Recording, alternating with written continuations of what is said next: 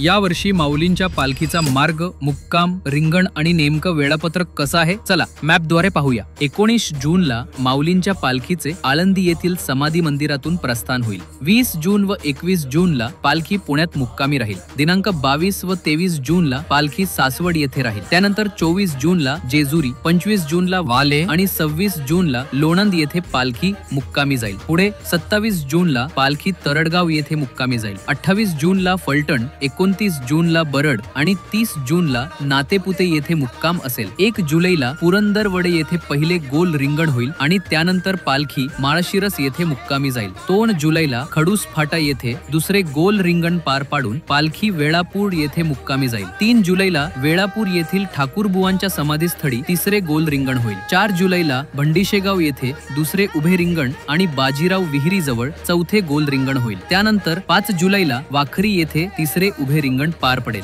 हे रिंगण झाल्यावर पालखी पंढरपुरात दाखल होईल।